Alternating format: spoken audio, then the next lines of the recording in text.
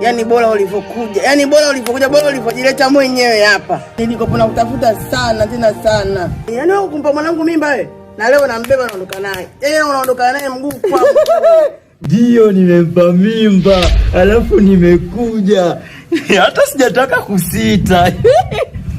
Alafu mimi nimwambia usimwambie mama. Ila amekwambia mamkwe.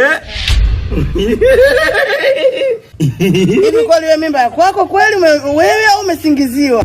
Hapa ya kwangu. Na yeye ana yake. Hii kweli ya kwangu. Uko leo mtihani. Hivi tena mtihani wa moko.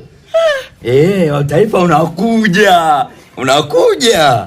Huu mtihani kwa kweli. Tutaufanya wote, si ndio Hivi ukitulalo ana akili kweli jamani, kweli ana akili kabisa. Wewe kabisa. Wewe kabisa ndo wewe ndo mwenye mimba. Wewe ndo unampa mimba mwanangu. Kwani wewe mwanangu ana matatizo jamani? Mwanao ana matatizo, amenipenda mwenyewe. Mimi nimwambia mimi sina akili timamu. Nasema nimekwisha. Uwe chizi uwe taila unabeba unaondoka naye. Mamkwe, hapo niko naomba usaidie la mali. Hapo usinichanganye ujue.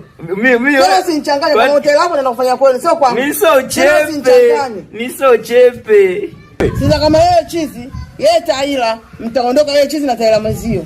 Tende wapi? Huko. Mimi nimekuja tushote humu. Sina kwa kwenda. Huku. Sitaki chizi, sitaki taila nyumbani kwangu. Kama yeye aliamua kukupa mimi kabisa kanizalisha mtoto kwa nyumba yake. Mimi sina kwa kwenda.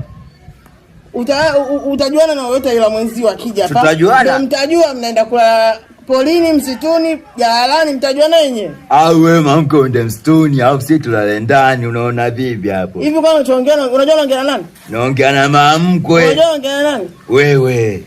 Kweli mtihani wa moko. Kweli nimepatikana mwaka huu.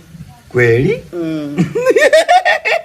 Mamkwe amepatikana, ndo huyu tumempata. Mamkwe, unaondoka?